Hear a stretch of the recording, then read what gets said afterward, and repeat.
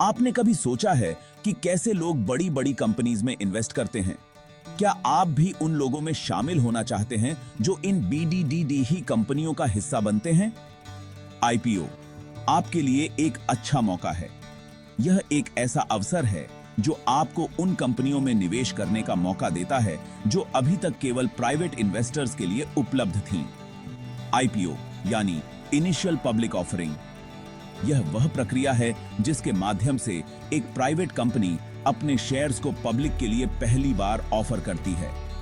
आसान भाषा में कहें तो जब कोई प्राइवेट कंपनी पहली बार पब्लिक को शेयर्स ऑफर करती है तो उसे आईपीओ कहते हैं। यह एक महत्वपूर्ण कदम होता है किसी भी कंपनी के लिए। इससे कंपनी के पास पैसा आता है। यह पैसा कंपनी को अपने बिजनेस को एक्सपैंड करने, नए प्रोजेक्ट्स में इन्वेस्ट करने और अपने ऑपरेशंस को बेहतर बनाने में मदद करता है। और आपके लिए यह एक बहुत बढ़िया इन्वेस्टमेंट अपॉर्चुनिटी होती है। आप उन कंपनियों में निवेश कर सकते हैं जो भविष्य में बहुत बड़ी बन सकती हैं। सोचो, आप किसी कंपनी में तब इन्वेस्ट कर सकते हो जब वो अभी नई हो। यह एक ऐसा मौका है जो आपको शुरुआती निवेशक बनने का अवसर देता है और आगे चलकर अगर वो कंपनी बड़ी बन जाती है तो आपके इन्वेस्टमेंट की वैल्यू भी बढ़ सकती है। यह एक लंबी अवधि का निवेश हो सकता है जो आपको अच्छे रिटर्न्स दे सकता है, लेकिन हर इन्वेस्टमेंट की तरह आईपीओज में भी रिस्क्स होते हैं। यह जरूरी है कि आप इन रिस्क्स को समझें और सोच समझकर निवेश करें। इसलिए इन्वेस्ट करने से पहले पूरी रिसर्च करना बहुत जरूरी है। आपको कंपनी की फाइनेंशियल हेल्थ, मार्केट पोजीशन और फ्यूचर प्रोस्पेक्ट्स को ध्यान में रखना चाहिए। इस ऐसे में हम आपको आईपीओज के बारे में सब कुछ बताएंगे। हम आपको बताएंगे कि कैसे सही आईपीओ चुनें और उसमें निवेश करें। आईपीओ का मतलब है इनिशियल पब्लिक ऑफरिंग। सिंपल भाषा में समझें तो जब कोई प्राइवेट कंपनी अपने शेयर्स पब्लिक को बेचकर पैसा इकट्ठा करती है तो उसे आईपीओ कहते हैं। यह एक ऐसा तरीका है जिससे कंपनियां अपने विकास के लिए पूंजी जुटाती हैं। मान लीजिए आपके पास एक बहुत अच्छा बिजनेस आइडिया है।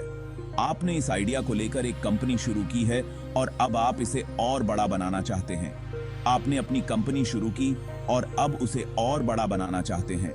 इसके लिए आपको अधिक संसाधनों और पूंजी की आवश्यकता होगी। इसके लिए आपको पैसे की जरूरत है। आप सोच रहे होंगे कि पैसे कहां से आएंगे। आप बैंक से लोन तो ले सकते हैं, लेकिन लोन वापस भी तो करना होगा और उस पर ब्याज भी देना होगा। आईपीओ एक और तरीका है। यह एक ऐसा विकल्प है जिसमें आपको लोन चुकाने की चिंता नहीं करनी पड़ती। आप अपनी कंपनी के शेयर्स पब्लिक को बेच दो।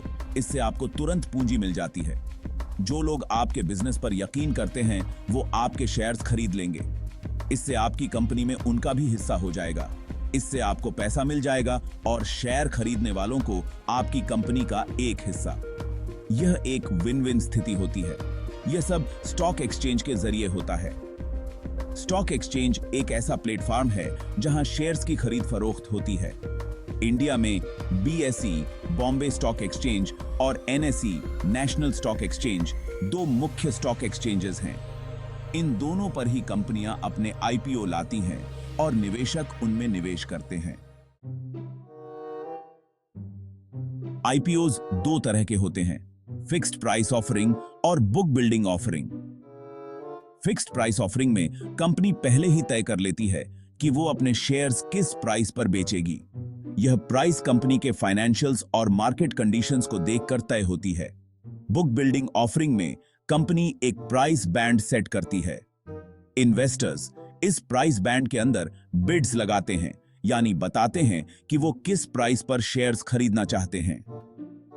ज्यादातर आईपीओज बुक बिल्डिंग ऑफरिंग के जरिए आते हैं क्योंकि इसमें इन्वेस्टर्स को प्राइस तय करने में थोड़ी आजादी रहती है। आईपीओ का सफर कई स्टेप्स में पूरा होता है। यह एक लंबी और जटिल प्रक्रिया है जिसमें कई चरण शामिल होते हैं। सबसे पहले कंपनी को SEB securities and exchange board of India से आईपीओ के लिए परमिशन लेनी होती है। सेबी का अप्रूवल बहुत महत्वपूर्ण होता है। सेबी इंडिया का मार्केट रेगुलेटर है जो यह देखता है कि आईपीओ प्रोसेस सही से हो। यह सुनिश्चित करता है कि सभी नियमों का पालन हो रहा है। परमिशन मिलने के बाद कंपनी एक draft red herring prospectus DRHP जारी करती है। यह एक महत्वपूर्ण दस्तावेज है। DRHP में कंपनी के बारे में सारी जानकारी होती है, जैसे कि उसका business model, financials, management team etcetera. यह इन्वेस्टर्स को कंपनी को समझने में मदद करता है। इसके बाद कंपनी रोड शोज करती है, यानी पोटेंशियल इन्वेस्टर्स से मिलती है और उन्हें अपने बिजनेस के बारे में बताती है। यह एक महत्वपूर्ण चरण है। फिर आता है IPO लॉन्च होने का दिन। यह दिन बहुत ही खास होता है। इन्वेस्टर्स अपने बैंक या ब्रोकर के जरिए IPO के लिए अप्लाई कर सकते हैं। यह प्रक्रिया ऑनलाइन और ऑफलाइन दोनों तरीकों से की जा सकती है। IPO बंद होने के बाद अलॉटमेंट प्रोसेस शुरू होता है। इसमें यह तय होता है कि किस इन्वेस्टर को कितने शेयर्स मिले हैं। अलॉटमेंट के बाद इन्वेस्टर्स को उनके शेयर्स मिलते हैं। यह एक महत्वपूर्ण चरण है जो IPO प्रक्रिया को पूरा करता है।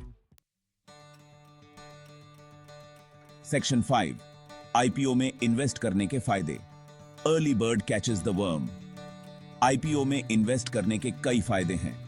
सबसे बड़ा फायदा यह है कि आपको किसी कंपनी में तब इन्वेस्ट करने का मौका मिलता है जब वो अभी प्राइवेट होती है।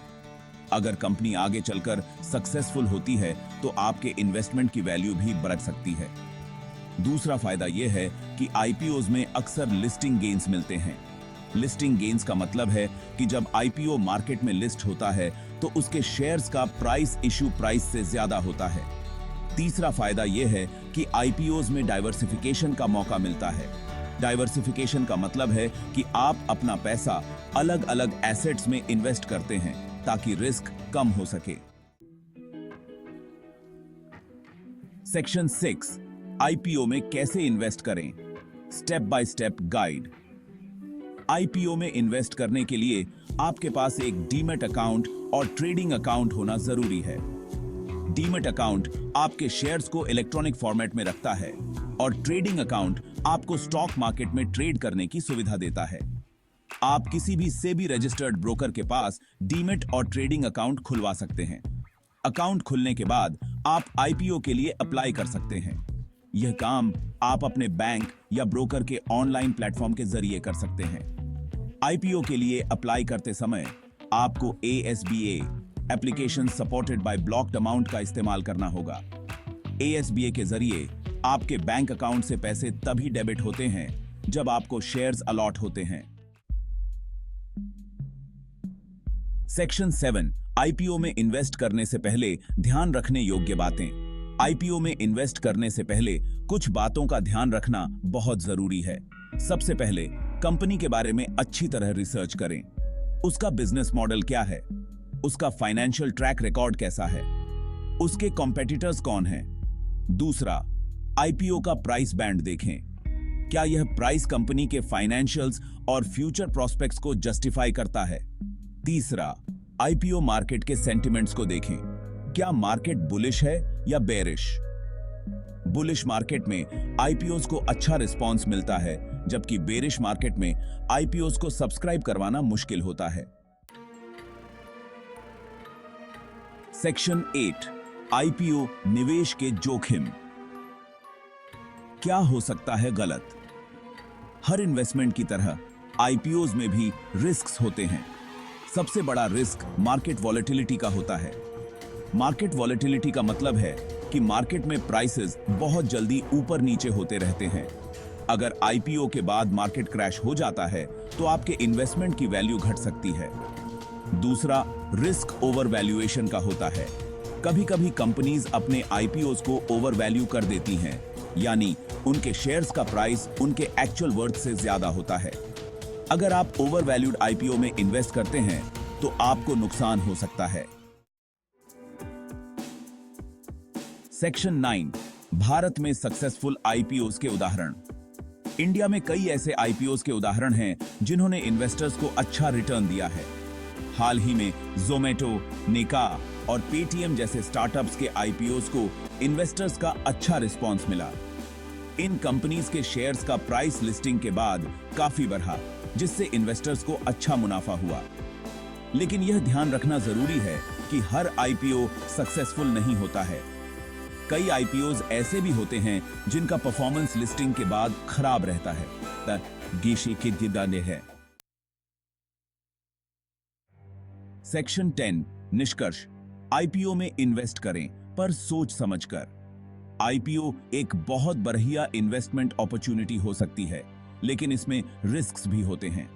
इन्वेस्ट करने से पहले कंपनी, मार्केट कंडीशंस और अपने रिस्क एपिटाइट को अच्छी तरह समझ लें। याद रखें, इन्वेस्टमेंट एक मैराथन है, स्प्रिंट नहीं।